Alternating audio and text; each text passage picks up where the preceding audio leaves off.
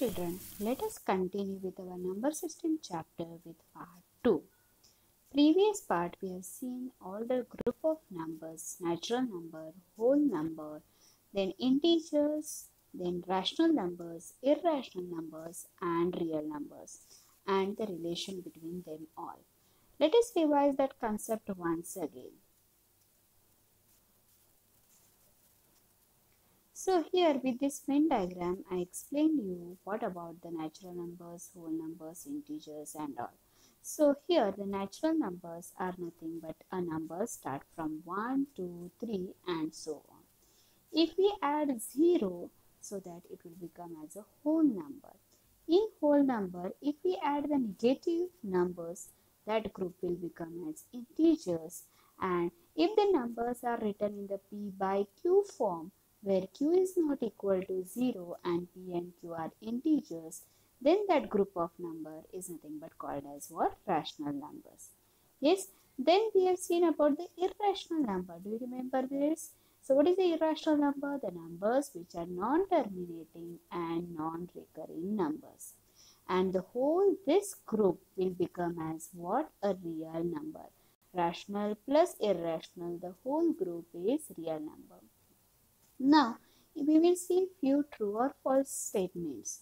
So, which type of question they may ask you is nothing but, is all natural numbers are whole numbers? Or it can be asked that every natural number is a whole number. Is this statement is true? Yes, because all natural numbers are a part of a whole number. So, if you take any natural number, it is a part of whole number. Therefore, what we can say, every natural number is a whole number. Similarly, every whole number is an integer. Similarly, every integer is a rational number. So, if you can see, the statement is true from the smaller group to the bigger group. So, every natural number can be integers also. Every natural number is rational number also. But what? The statement is not true in the opposite way. That means every rational number cannot be integer. Every rational number cannot be whole number. Every rational number cannot be natural number. So how to remember this? So always remember the groups from the smaller to bigger is always true, and the bigger to smaller the statement is false. So let us see the few examples. The first statement, the state whether the following statements are true or false, give reason for your answer. Yes, give reason is here to give the proper example. So see here, every natural number is a whole number. Is the statement is true? Correct. So statement is true because each and every natural number is a part of a whole number. So what we can write it as a reason, since the collection of whole numbers contains all natural numbers. Therefore, the statement is true. Let us see the second one. Every integer is a whole number. Is this statement is true? The integer is a bigger group. Whole number is a smaller group. So bigger to smaller, the statement is false. So see the reason over here, as integers may be, we will see once again, as integers may be negative but whole numbers are positive. For example, -3 is an integer but not a whole number. Or you can give only the contradictory example that all negative numbers are a part of an integer, but that integer negative numbers is not a part of whole number. Is it correct? So let us continue with the next one. Every rational number is a whole number. What we can say? Rational number is a bigger group.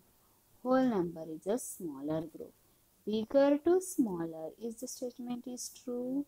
No, the statement is false. What will be the reason, or which example you can give which is a rational number but not a whole number?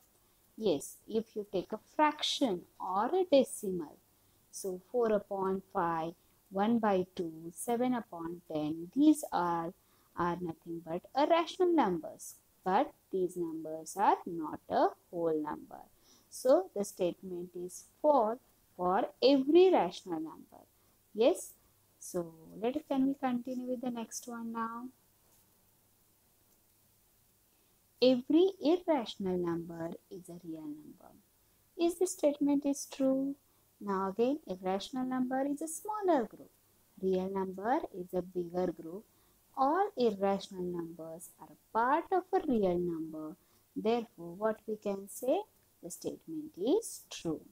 Since the collection of real numbers is made up of rational and irrational, so irrational is a part of real numbers. See the next one. Every real number is an irrational number, just the opposite of the previous one. Now, is the statement is true? Now, the real number is a bigger group and rational number is a smaller group. So, the statement is false. Correct? So, because as a real number includes both and rational and irrational, and they asked only the irrational, therefore, the statement is false. Is it correct? Now, we will see a natural numbers on a number line. This is not exactly only a natural numbers. We can say the natural numbers as well as whole number. Why is it so? Because I've included here the number 0. So these all numbers are natural numbers, but the 0 is included. Therefore, this natural group will become as a whole number. How to represent on a number line? We have already done in our previous classes. We have to draw a line with both the ends with the arrow. Correct? Then we will mark the 0, 1, 2, 3 in the increasing order with the exact distance. We will keep the distance same in between two numbers. So here 8 to 9, 9 to 10, 10 to 11. It is in the increasing order from left to right. Similarly, it is in decreasing order from right to left. This is a number line for natural number and whole number. Let us see the next. Now let us see how to represent the integers on a number line. So again, first we will draw the number line. 0 is now the midpoint of your line. Not exactly midpoint, we will take the middle one. So then 0 is a number from left hand side and right hand side. If you observe over here, from 0, the right hand side numbers we will write all positive numbers, and left hand side we will write the negative numbers. So 1, 2, 3, 4 positive integers, -1, -2, -3, -4 these are negative. As we have marked it arrow on both the sides, what is the meaning of that? There are infinitely many integers.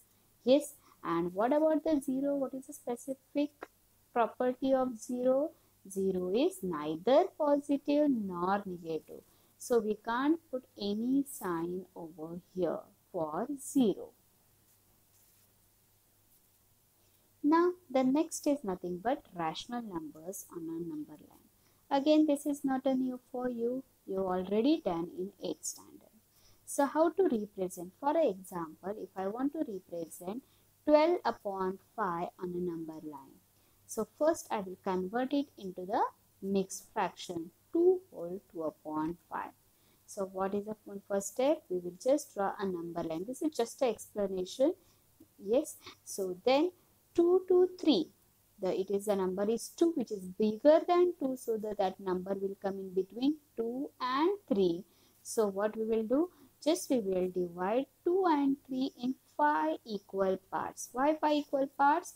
Because our denominator is 5.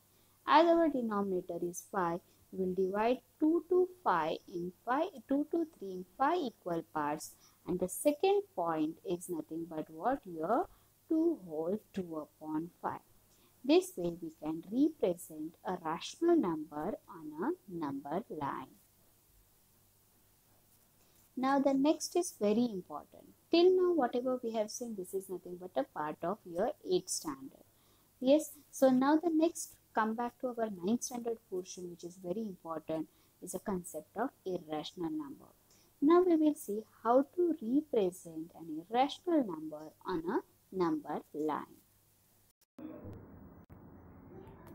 How to represent an irrational number on a number line. For that, we have to draw a simple number line starting with the point 0. The distance between any two numbers should be equal. Here I will take exactly 3 cm distance between two numbers. So this is the first one, 3. I will point the second number and the third number. So I will mark it over here as 1, 2 and 3. This is very important, that 0 to 1, the distance between them here I have taken as 3. If you want, you can take it as 2 cm or 4 cm also.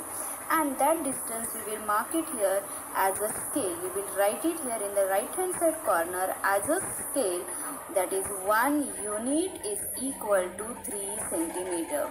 This is called as a 1 unit distance. Correct? Now let us start with the next part. Now all of you here, I am using the set square to draw a perpendicular at a point 1. Can you see over here how I have put the set square? That 90-degree point just touches the point 1 and the line coinciding with the set square's one of the side. And draw the perpendicular.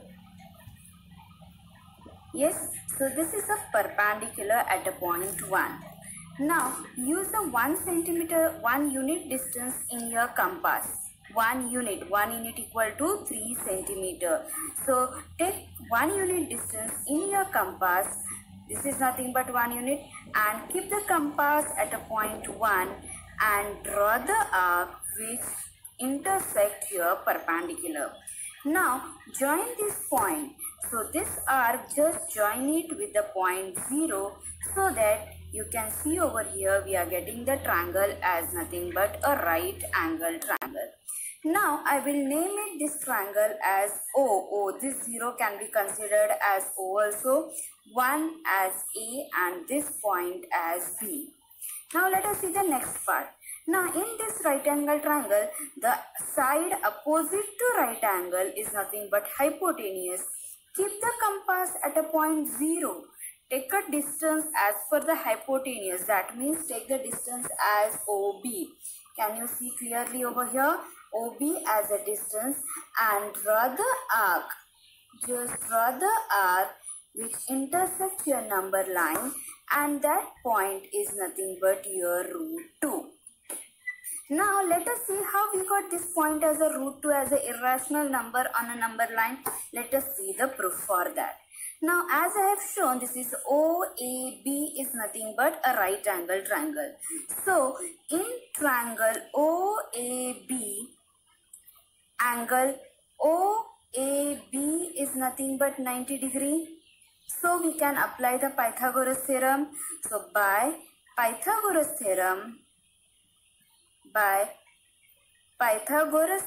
we can apply, here we can write it as what? The hypotenuse square is equal to sum of squares of remaining two sides. So according to this figure, what we can write it as? OB square is equal to OA square plus AB square. Just substitute the value. This is OA is 1 unit. Similarly, I have taken the AB as also 1 unit. So OA is 1 square plus 1 square. So OB square is equal to 1 square plus 1 square. So OB square is equal to 1 plus 1. So OB square is equal to 2. Therefore, OB is nothing but, by taking a square root on both the sides, so we are getting the OB as root 2.